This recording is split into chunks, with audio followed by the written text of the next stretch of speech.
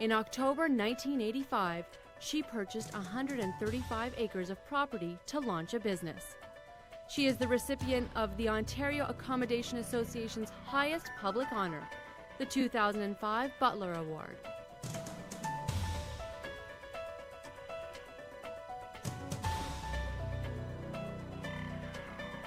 This inspirational woman was also ranked 24th in the Profit W100 Women Entrepreneurs. She's also the recipient of the 2004 Business Excellence Award from the CIBPA. She is a leader to entrepreneurs everywhere, especially women. Her name is Nancy Adamo. Nancy is the president and owner of Hockley Valley Resort in Orangeville.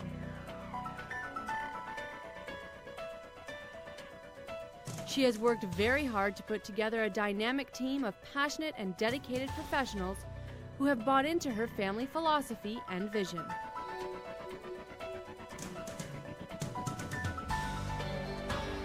Nancy has been recognized as a leading women entrepreneur of the world. I'm a people person, and I really love putting a smile on other people's faces. I think this is what the whole industry is all about. Join me, Diana Bumbaca, as I talk one-on-one with Nancy Adamo right after this break.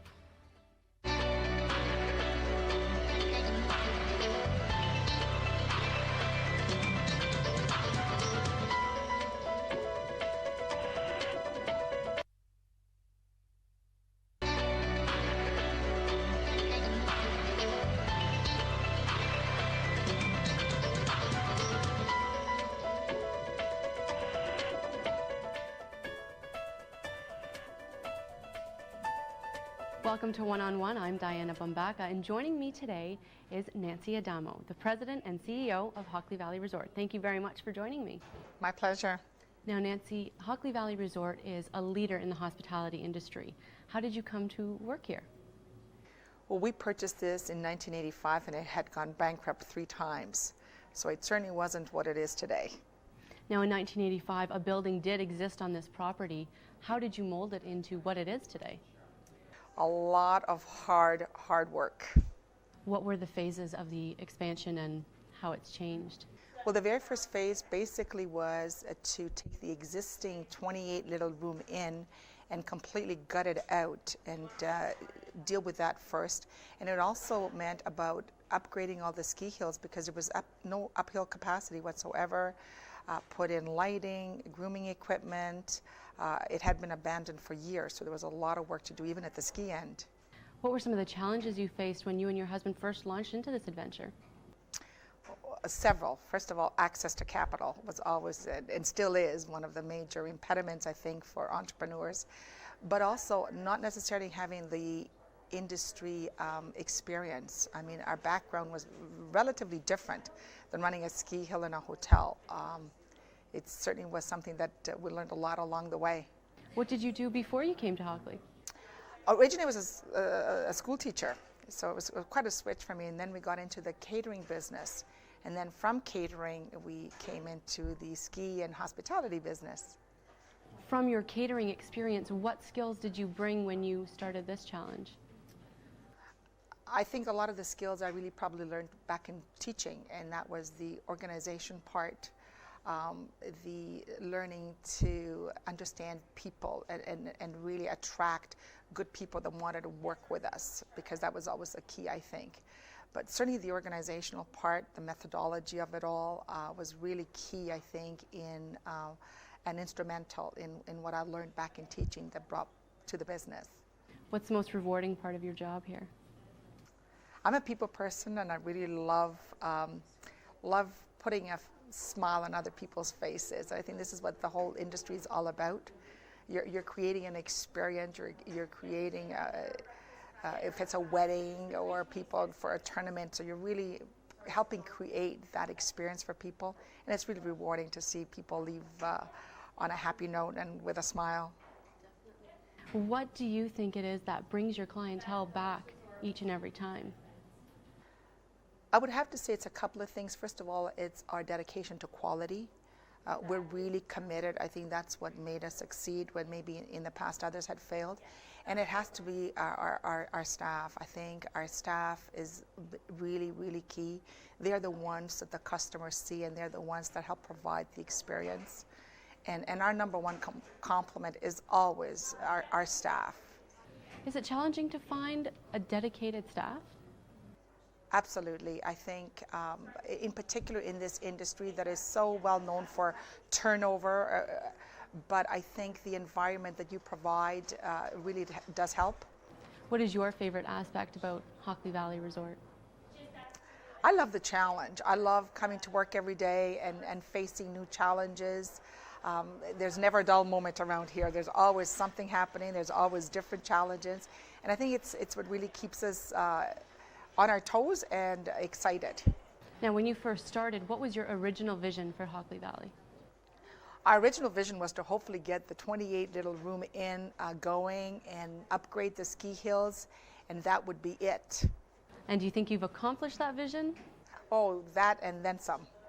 Now, I know that you have a new addition coming. What is included in the new addition? Our new addition is really a new clubhouse and a marquee tent, and it really is to bring us to that next level in golf. It's something that we've never had before. We've sort of used the existing facility, and right now it's just going to elevate that whole experience that we talk about in golf. Now, what do you hope to accomplish with this new addition besides elevating an experience? Is there something else you hope to accomplish? Well, it's part of the expansion, and it's something that we've always sort of been committed to, always stretching and upgrading, something we just always strive for. What does Hockley Valley pride itself on? Customer service and quality. I would say, food is something that we really put a lot of emphasis on. And we're quite unique in the volumes that we do in that area for a 104 room resort. Most people, when they hear of the volumes that we do in food and beverage, always kind of say, how is that possible? But I think it's because of our commitment and dedication to the quality of food, which is something we are part of our heritage. So we really emphasize that part very, very much. Great. When we come back, we're going to talk a little bit more about the honors the resort has won and some of your own honors as well. Please stay with us. There's more to come with Nancy Adamo.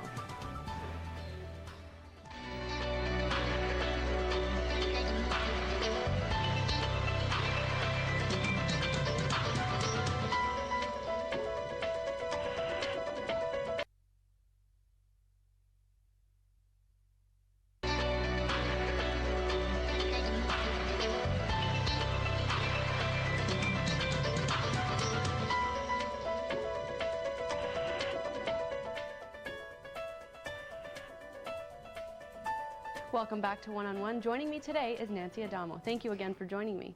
Now, just before we went to break, I wanted to speak about the honors the resort has won. As a leader in the industry, it has won many awards. Can you tell me about some of them? Well, first of all, the one that I'm probably the most proud of is being named one of the top 50 privately owned and managed companies.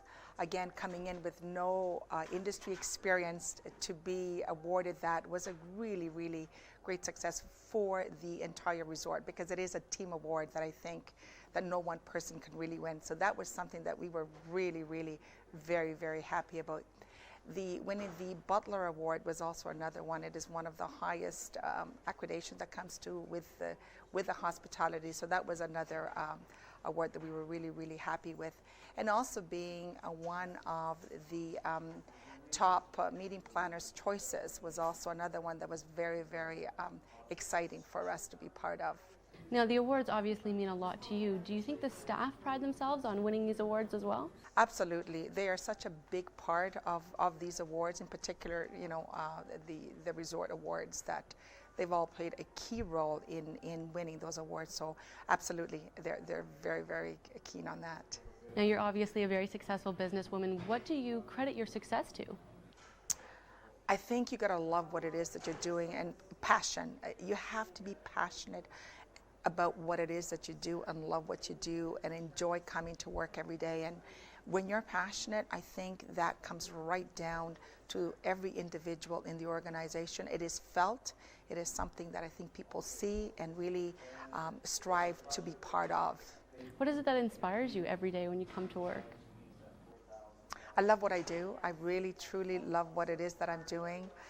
And I love being part of something that is great. I think that's what people really also enjoy coming to work, when they know that they're part of something that is great, part of what you're committed to the community also in so many different ways. So it's an exciting place to be. You have been titled an Entrepreneur of the World and Canadian Entrepreneur of the Year. How do you feel entrepreneurship fits in today's economy? I think it's huge. I think it's the heart and the soul of the economy, to be honest with you. When you look at the jobs that it creates and the growth, entrepreneurship is growing at 4 times the national rate. And I think it's what has made the banks and government look at entrepreneurship very differently because of that. So I think it's huge. What would you tell an up-and-coming entrepreneur to have a successful business? What advice would you give them? Be passionate and love what it is that you do. And if you're passionate and you love what you do, success will follow.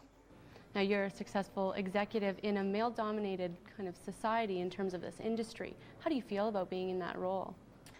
I don't think being a woman has ever been a handicap for me. In a lot of ways, I think it's an advantage, to be honest with you. If it's only a handicap, if you feel it is a handicap. For me, it was never one. Now, going on from that, we are said to live in a progressive society where women can do everything, have the career, have the family. Do you think that's possible? Absolutely. There's absolutely no reason on earth why women cannot be part and have it all. Now, you are also a family woman. Can you tell us a little bit about your family? I have 4 children, and 4 very young children, actually, when we took over Hockley Valley. But the children are always part of the decision making. We always would sit around the table, and the business is something we always talked about, and they always felt part of that.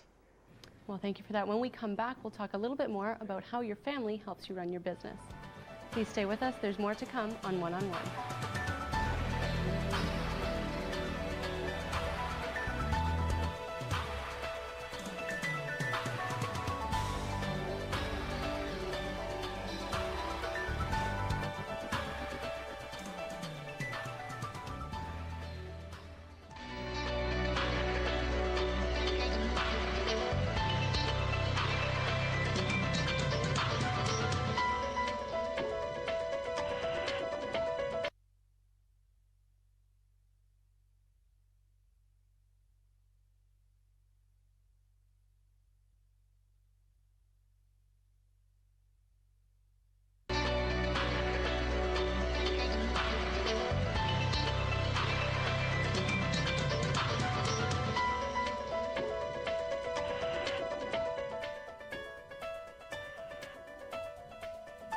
Welcome back to One-on-One. Joining me today is Nancy Adamo.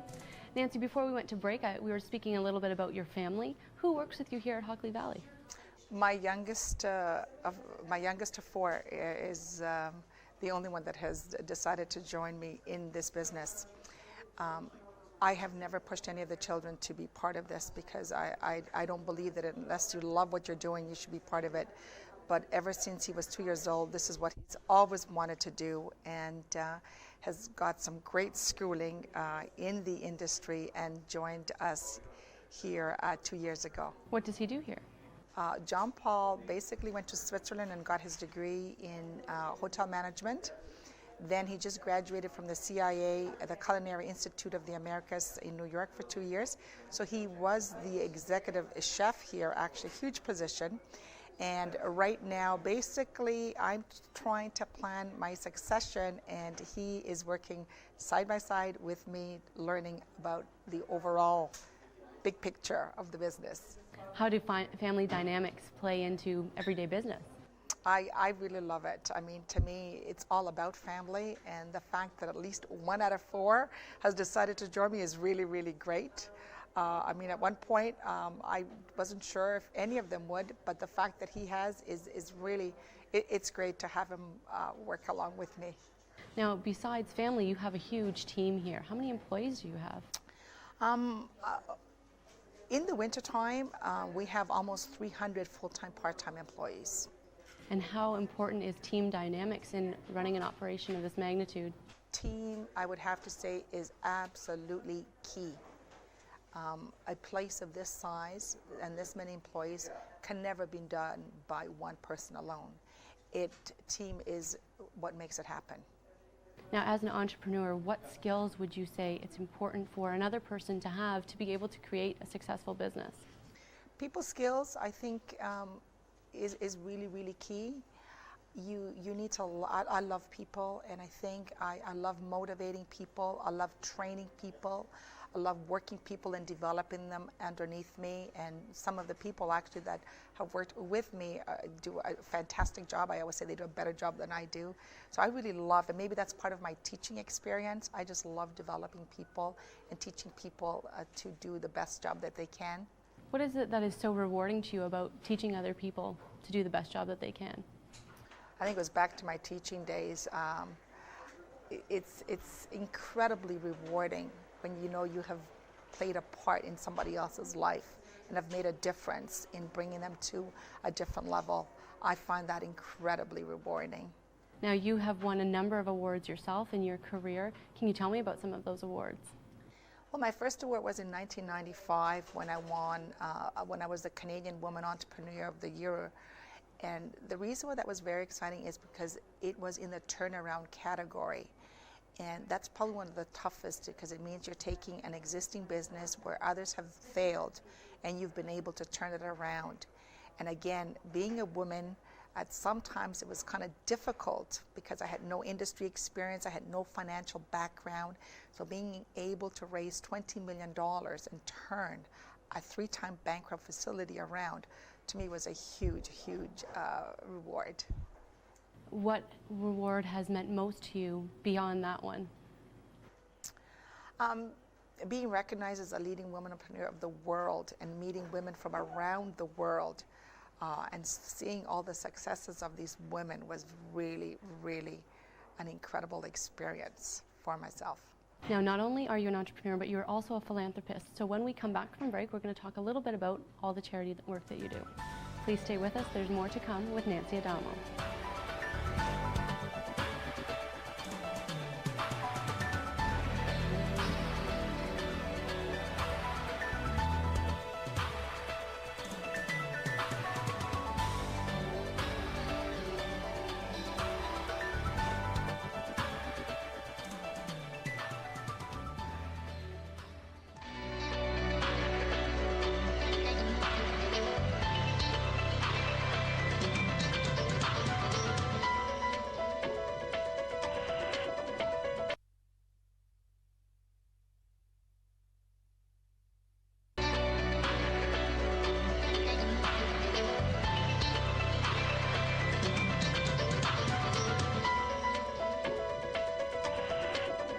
Welcome back to One-on-One. Here with me today is Nancy Adamo.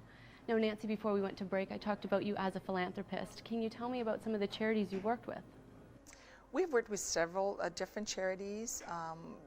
One of them was Big Sister and Big Brothers, Caritas, Track 3, and CAMH have really been our major ones. Now, what work have you done with Big Brothers, Big Sisters?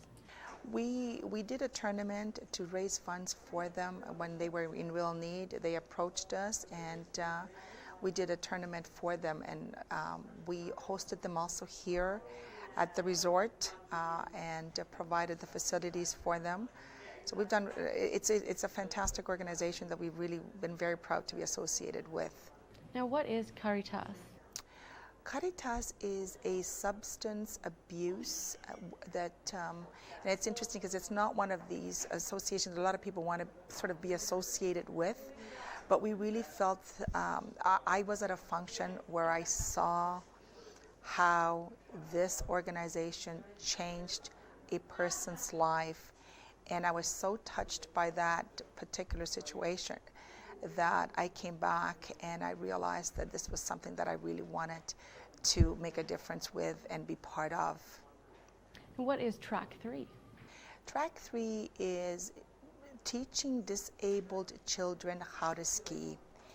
And when you look at some of these little children who really do not have those possibilities, we've provided the facility and we've done an enormous amount of fundraising for them. Seeing these children feel that they're part of the real life and normal is just a phenomenal experience. And how many children would you say come out to participate? It varies as to how many children come out. But a lot of them are also sort of trying to learn to integrate into normal life. That is really what it's all about. And you had mentioned CAMH as well. What is that? It's, again, not one of the, what is very interesting about CAMH is that in the last couple of years, a lot of people are a lot more aware what happens with mental illness and how it affects society as a whole. And for the very first time, we're sort of seeing them create an awareness that it's an illness like cancer, like heart disease. And it affects a lot of people. I believe it's 1 in 4 in Canada. So it's something that one of our employees has a brother there, approached me if we could help them out, buy a van so that these people could feel part and be integrated in normal life and be part of being taken around to parks and whatnot. So we were instrumental in putting this funds to buy a van for a CAMH. Well, thank you for being so involved in the community. Now, you also sit as a member of the Board of Governors at Humber College. How long have you held that position for? Originally it was a 3-year appointment, and then the president asked me to stay on for another 3 years. So it was a total of 6 years that I was with Humber. So what did that position enable you to do? Most of the decisions are all made at the board level, in particular with expansion and bringing in different programs. And of course, with my educational background, it was really something that was lots of fun, outside of a lot of hard work and lots of fun for myself. Now, you've also been granted an honorary diploma from Humber College. What did receiving that mean to you? First of all, it was surprising when the president called me that this was being awarded to myself. It was for the time, I guess, and effort that was put into the board.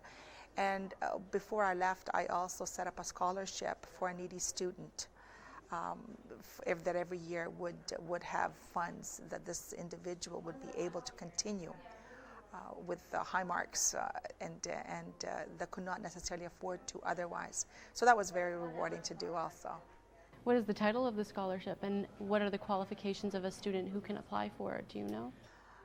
It has to be someone who's in hospitality, because that is what my love is. So, and it's just someone who has top marks that would not necessarily have the funds to be able to go to college. Now, what do you enjoy most about operating a business in Dufferin County? I think having a business up in this area is something that I joke to my staff sometimes that they should pay me to come to work, because it is such a beautiful environment. You come to the valley and every season is just so spectacular that I think it's just beautiful to come in, get away from the traffic, and you're in the country. It's fresh air and it's just so beautiful here. And what is your future vision for Hockley Valley? Well, we can only go up from here. Well, Nancy, I just wanted to say thank you very much for joining us today. It was wonderful to have met you and to speak with you. My pleasure. Thank you for watching One on One. I'm Diana Bumbaca.